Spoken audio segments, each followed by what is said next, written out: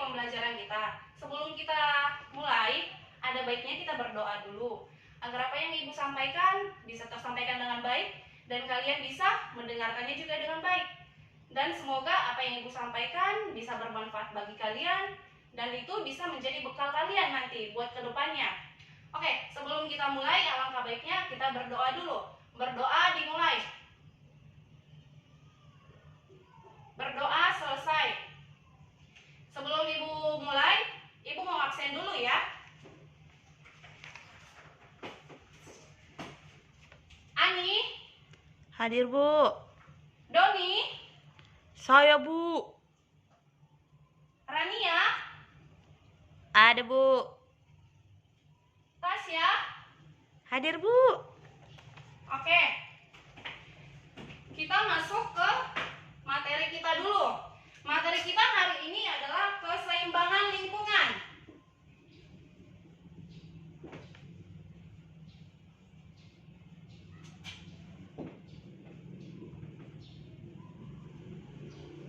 Keseimbangan lingkungan.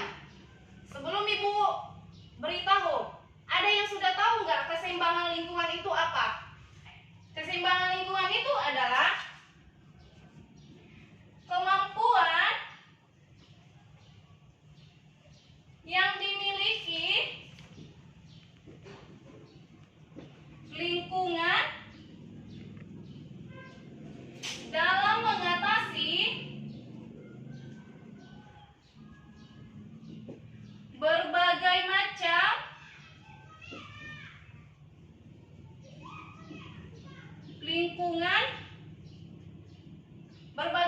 lingkungan, baik dari gangguan alam maupun gangguan dari segala aktivitas manusia.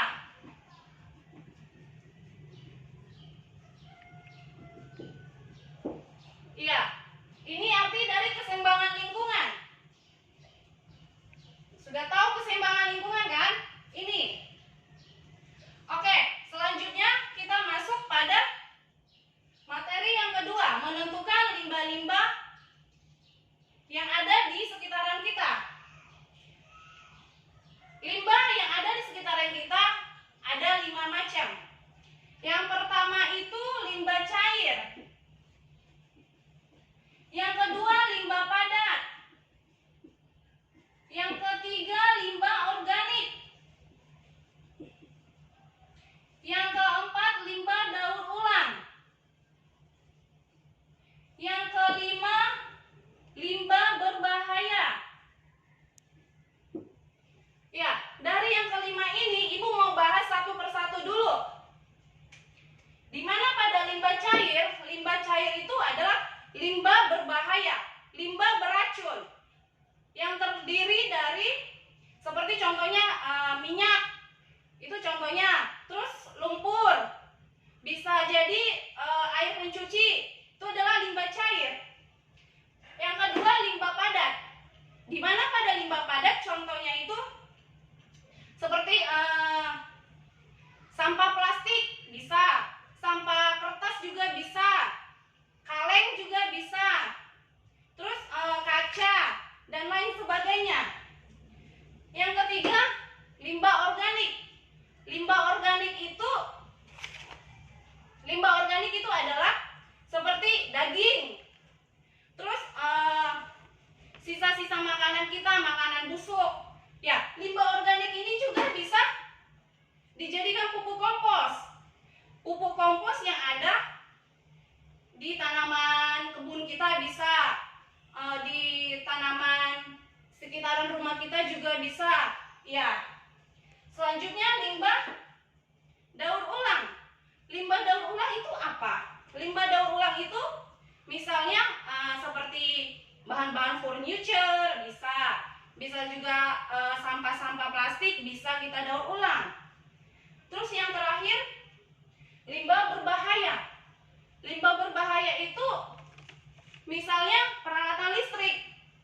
Ya, peralatan listrik itu apa, Bu? Contohnya, oke. Peralatan listrik itu contohnya kabel.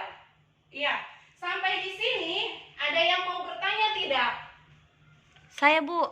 Ya, silakan Tasya. Bu, saya mau bertanya, apakah limbah medis termasuk limbah berbahaya? Oke, terima kasih Ana pertanyaannya.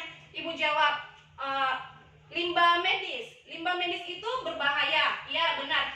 Limbah medis itu dikatakan berbahaya itu karena apa? Karena dia bisa menularkan penyakit.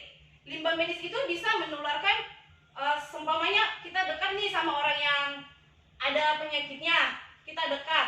Ya, itu bisa menularkan. Oke, kita lanjut.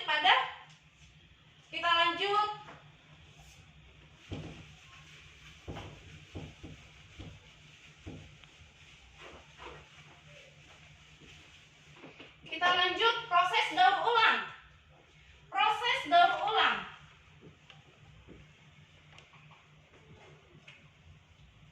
Ya, proses daur ulang itu ada 3. Yang pertama itu ada pemisahan. Pemisahan adalah di mana kita harus memisahkan limbah yang A sama limbah yang B. Kita pisahkan, tidak bisa dicampur-campur. Oke, yang kedua, penyimpanan. Ya, pengertian penyimpanan adalah di mana kita sudah pisahkan yang tadi, limbah yang A sama limbah yang B tidak bisa dicampur, kita bisa menyimpan. Menyimpan itu artinya apa? Menyimpan itu adalah kita simpan limbah yang A, limbah yang B, jadi tidak bisa di dalam satu kotak. Seumpamanya limbah A itu di kotak A kita buat, limbah B di kotak B, dan begitu selanjutnya. Ya, yang ketiga, pengiriman atau penjualan.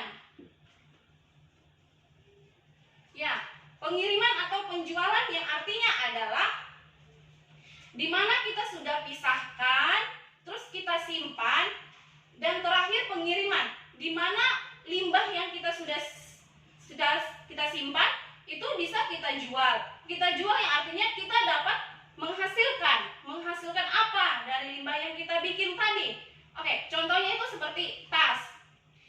Tas itu adalah hasil dari limbah yang kita buat. Kita lanjut lagi. Kita lanjut pada penyebab atau dampak lingkungan. Ya, penyebab atau dampak lingkungan itu apa, Bu? Gitu. Penyebab atau dampak lingkungan itu artinya adalah proses di mana penyebab dan lingkungan itu bisa terjadi. Bisa terjadi karena alam, bisa terjadi karena ulah manusia. Contohnya apa? Oke, Ibu kasih tahu satu persatu. Penyebabnya itu bisa terjadi seperti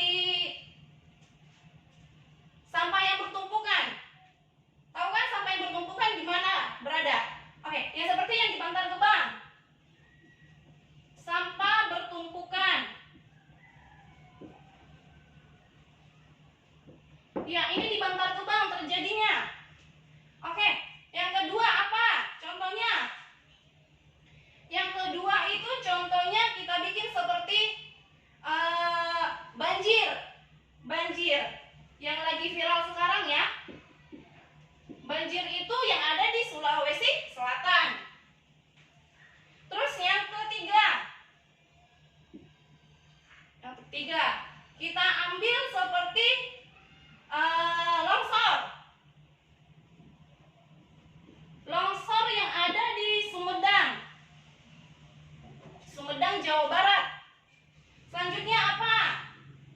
Yang keempat. Yang keempat kita ambil yang lagi viral juga sekarang apa? Banjir. Oke, banjir. Banjir yang ada di Sulawesi Selatan. Terus gempa. Gempa yang ada di Kalimantan Barat. Oke, dari semua yang sudah Ibu sampaikan, ada yang bisa menyampaikan atau menarik kesimpulan dari materi yang kita bahas tadi.